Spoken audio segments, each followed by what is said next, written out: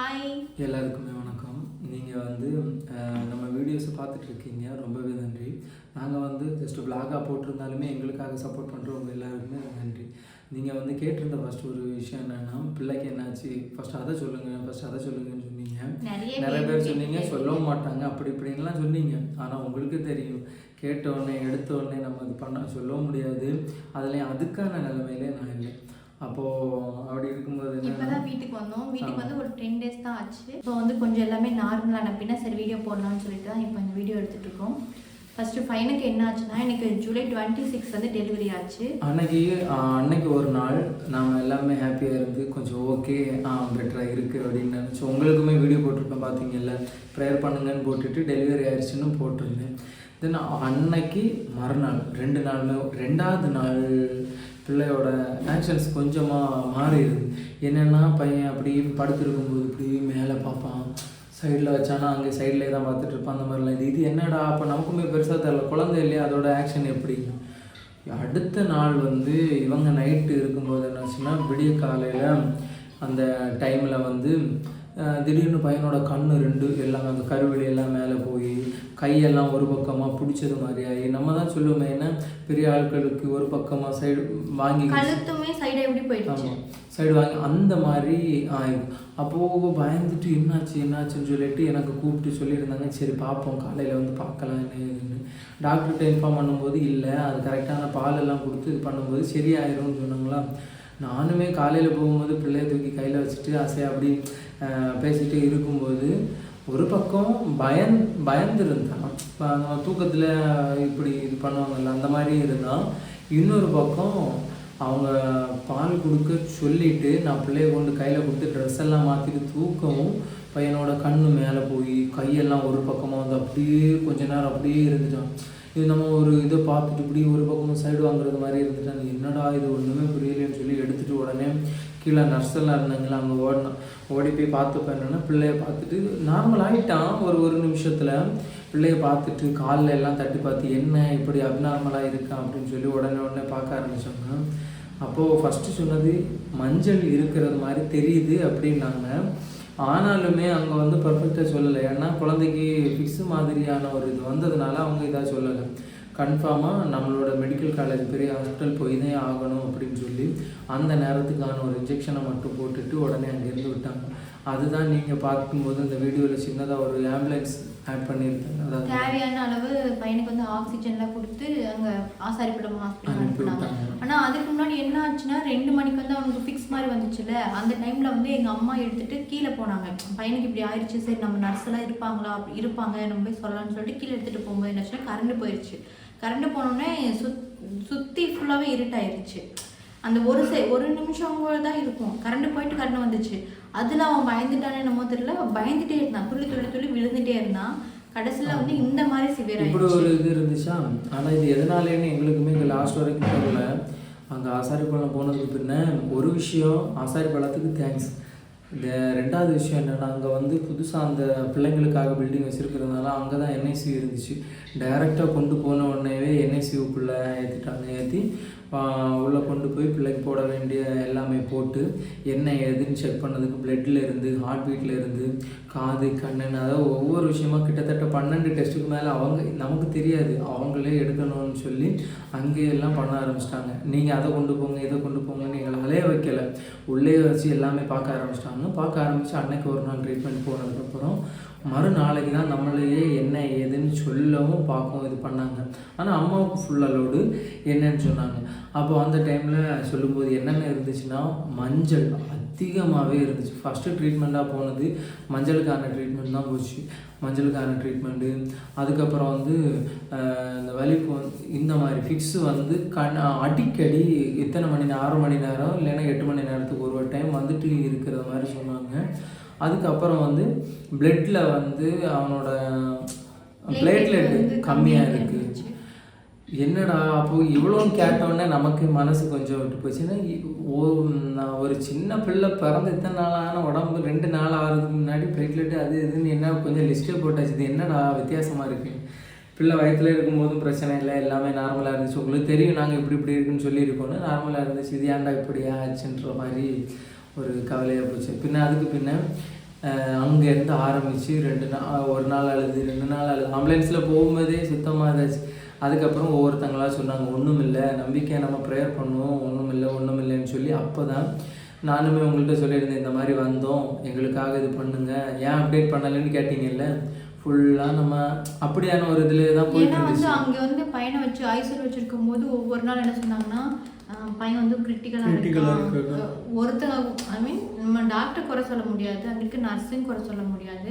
ஏன்னா பையனோட கண்டிஷன் அப்படி இருந்துச்சு. அவங்களும் ட்ரீட்மெண்ட் பண்ணிகிட்டே தான் இருந்தாங்க. பண்ண இவனுக்கு என்னாச்சுன்னா தொடர்ந்து வந்துகிட்டே இருந்துச்சு. 1 வீக் வரைக்குமே அவனுக்கு ஃபிக்ஸ் நிற்காததுனால அவங்களும் என்னன்னா ஃபிக்ஸ் நிற்கிறது வரைக்கும் பிள்ளை வந்து நார்மலாக இருக்குன்னு நாங்கள் சொல்ல மாட்டோம், கிரிட்டிக்கலாக தான் இருக்குது. அதே மாதிரி ஃபிக்ஸ் எல்லாம் வரும்போது அந்த பிளேட்லெட்லாம் கம்மியாகிட்டே இருந்துச்சு. எப்பெல்லாம் ஃபிக்ஸ் வருதோ அப்போல்லாம் வந்து ஃபுல்லாக கம்மியாயிடும்.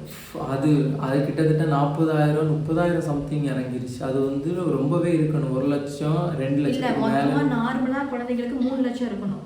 3 லட்சம் ஒரு பிளேட்லெட் இருக்கணும். ஆனால் இவனுக்கு வந்து பார்த்தீங்கன்னா இதுக்கும் அங்கே ட்ரீட்மெண்ட் பண்ணி அந்த பிளேட்லெட் அதிகரிக்கிறதுக்கு வந்து இன்ஜெக்ஷனும் போட்டாங்க. இவனுக்கு வந்து ஃபிக்ஸ் வந்து ஒவ்வொரு 4 இன்ஜெக்ஷன், கிட்டத்தட்ட 4 இன்ஜெக்ஷன் சம்திங் போட்டிருப்பாங்க லாஸ்ட் வரைக்கும் சேர்த்து.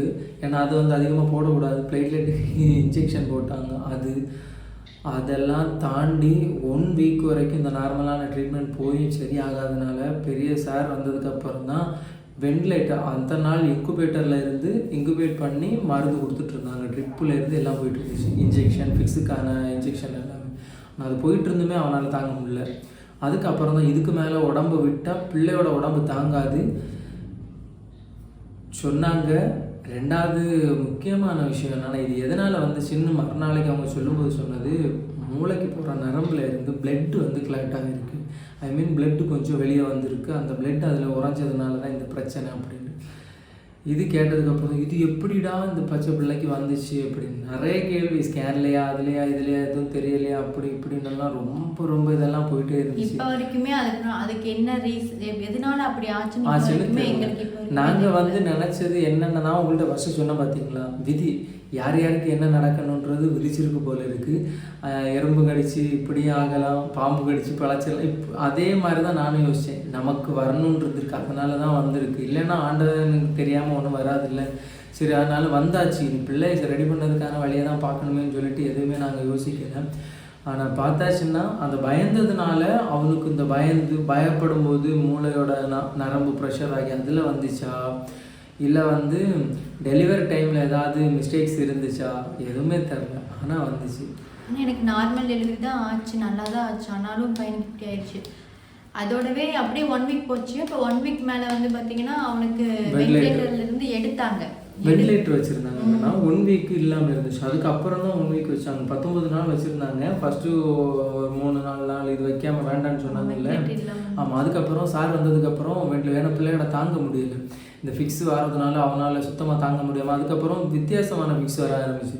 அப்போ எல்லாம் சொல்லும்போது நாம் கேட்டு அப்போ இப்படி இருக்கா, நான் தினமும் அழுது பின்ன தான் வெண்டிலேட்டரில் வச்சு செயற்கை சுவாசம் இங்கேருந்து நுரையீரலுக்கு போட்டு, மூக்கில் அந்த பால் போகிறதுக்கான இது போட்டு, காலில் ட்ரிப்பு, கையில் ட்ரிப்பு, எல்லா பக்கம் இன்ஜெக்ஷனுக்கு அதுக்கு இதுக்குன்னெலாம் போட்டு கிட்டத்தட்ட அதுதான் 9 நாள் பக்கத்தில் போட்டிருந்தாங்க. ஃபஸ்ட்டு வெண்டிலேட்டர் வச்சுருந்தாங்க. அதுக்கு பின்ன வெண்டிலேட்டர்லேருந்து எடுத்து ஓட்டோன்னு சொல்லிட்டு இங்கே போட்டிருந்தாங்க, ஆக்சிஜன் மாதிரி போட்டிருந்தாங்க.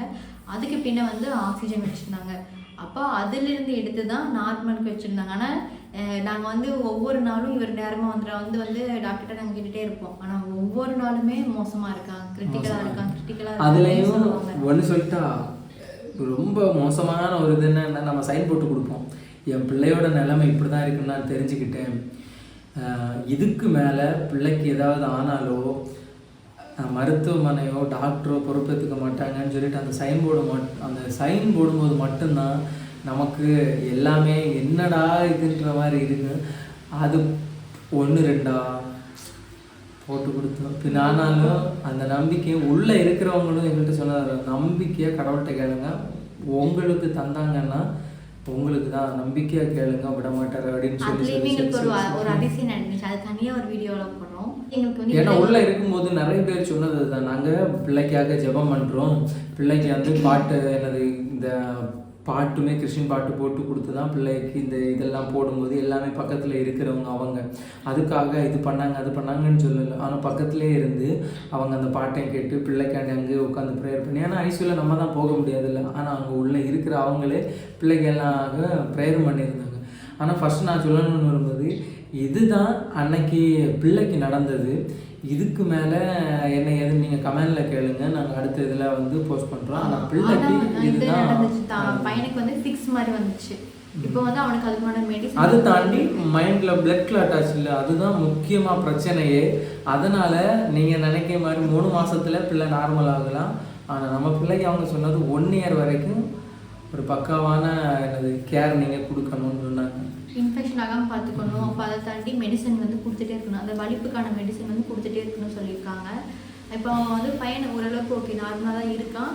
பட் வந்து இனியும் அவன் வந்து நம்ம எவ்வளோ கேரிங்காக பார்த்துக்கிறோமோ அதில் தான் இருக்குது. ஆனால் இதுலேயும் எங்களுக்கு ஒரு அதிசயம் நடந்துச்சு. அது வந்து தனியாக ஒரு வீடியோ உங்களுக்கு வேணும்னா சொல்லுங்கள், தனியாக ஒரு வீடியோவை போடுறோம் கண்டிப்பாக. அது வந்து கண்டிப்பாக. அதை தாண்டி ஒவ்வொருத்தங்க ப்ரேயர் பண்ணியிருந்தாங்கல்ல, நான் அவங்களுக்காக தனித்தனியாக அந்த ப்ரேயரை எடுத்து நான் வீடியோ போடுறேன். ஏன்னா எனக்கு அது ரொம்பவே மனசுக்கு ரொம்ப திருப்தியாக இருந்தது அந்த இதெல்லாம் கேட்கும்போது. ஆனால் இவருக்கு இது எனக்கு வந்து பார்த்தீங்கன்னா உள்ளுக்குள்ள நர்ஸை உள்ளுக்கு இருப்பாங்க, அவங்களும் ஜெபம் பண்ணாங்க. அதையும் தாண்டி எனக்கு மிகப்பெரிய ஒரு அதிசயம் நடந்துச்சு. அது இவரும் நானும் பார்த்தோம். அதுக்கு பின்னதான் சத்தியமாக தான் உண்மை. அதுக்கு பின்னதான் பையன் வந்து கொஞ்சம் கொஞ்சமாக ரெக்கவர் ஆகி அந்த என்னோட பையன் மட்டும் கிடையாது, அங்கே இருக்க ஒவ்வொரு பேபிஸும் வெளியே போனது அதுக்கு பின்னதான். அந்த ஒரு அதிசயம் நடந்ததுக்கு இப்படி தான் அங்கிருந்து எல்லா பேபியும் ரெக்கவர் ஆகி வெளியே போக. அதுக்காக நம்ம மட்டும் விசேஷம் அப்படின்னு சொல்றதுக்கு இல்லை, எல்லாரோட நம்பிக்கையுமே பெருசு வச்சு. அதுக்கு பின்ன வந்து ஃபுல்லாக ரெக்கவர் ஆகிட்டு என்கிட்ட வந்து 2 நாள் கொடுத்தாங்க. நான் தனியாக ஒரு ரூமில் வச்சுருக்க சொல்லி கொடுத்தாங்க. அங்கேருந்து வந்து பேபிக்கு எப்படி இருக்குது, அவனோட ஆக்ஷன் எப்படி இருக்குது, அவனால நார்மலாக இருக்கானா இல்லையான்னு சொல்லி பார்ப்பாங்க. அது பார்த்து முடிச்சு நம்மளை வந்து டிஸ்சார்ஜ் பண்ணிட்டாங்க எங்களை. அங்கதான் ஐயா பெரிய சோதனையே வந்துச்சு. இவங்களுக்கு காய்ச்சல்னு ஒரு வீடியோ போட்டோம் தெரியுமா, பிள்ளைய கையில் கொடுக்கவும் அவளுக்கு காய்ச்சல் தொட்டு தொட்டு ஒவ்வொன்றா வர ஆரம்பிச்சிச்சு. என்னத்தை சொல்ல, அங்கே 2 நாளாக வந்து ஃபுல்லாக இன்ஜெக்ஷன் ட்ரிப்ஸ் எல்லாம் போட்டு அதில் ரொம்ப கஷ்டப்பட்டேன். அப்பயும் இவர் தான் கஷ்டம். இவருக்கு வந்துச்சா காய்ச்சல் வந்த பின்ன அப்பயும் முடியாமல் இருந்துச்சு. அதுக்கு பின்ன வந்து காய்ச்சலோடவே குழந்தைய வச்சுட்டே இருந்தேன். அதுக்கு பின்ன 2 நாள் கழிச்சு இவர் வந்து டாக்டர் வந்து சொன்னார், இந்த மாதிரி அவளுக்கு ரொம்பவே முடியல, இந்த மாதிரி அவளுக்கு ஏசி அங்கே ஃபுல்லாக ஏசி இருக்குமா, ஏசி ஒத்துக்கலன்னு சொல்லி சொன்னதுனால அங்கே உண்மையாக அந்த டாக்டருக்கு நான் ரொம்ப ரொம்ப நன்றி சொல்லணும். அப்புறம் அவர் சொன்னார், ஓகே அப்போ வந்து எங்களை டிஸ்சார்ஜ் பண்ணிடுங்க அப்படின்னு சொல்லி சொன்னாங்க. அதுக்கு பின்ன எங்களை வந்து டிஸ்சார்ஜ் பண்ணாங்க. அப்போ நாங்கள் வீட்டுக்கு வரும்போது பார்த்தீங்கன்னா 3 மணியும் 6 மணியும் ஆச்சு. ஆனால் வீட்டுக்கு எங்கள் டிஸ்சார்ஜுன்னு சொன்ன பின்னதான் எனக்கு ஒரு ஹாப்பி, எனக்கு சரியான ஹாப்பியாக இருந்துச்சு. உனக்கு ஹாப்பியாக இருந்துச்சு. ஏன்னா 19 இல்லை, மொத்தம் 23 நாள். அங்கே 5 நாள், இங்கே 19 நாள், 24 நாள். கிட்டத்தட்ட 1 மாதம் ஆச்சு. நான் ஹாஸ்பிட்டல் அட்மிட் ஆகி 1 மாதம் ஆனதுக்கு பின்னதான் வீட்டுக்கு வந்துட்டு தான் நிம்மதியாக இருந்துச்சு. அப்பா வீட்டுக்கு வந்துட்டேனே அப்படின்னு சொல்லிட்டு. சரி, நீங்கள் பையனுக்காக ப்ரேயர் பண்ணவங்க எல்லாருக்குமே ரொம்ப ரொம்ப தேங்க்ஸ். உங்களுக்கு இந்த வீடியோ பிடிச்சிச்சுன்னா மறக்காமல் லைக் அண்ட் ஷேர் சப்ஸ்கிரைப் பாருங்கள். பாய், தேங்க்யூ.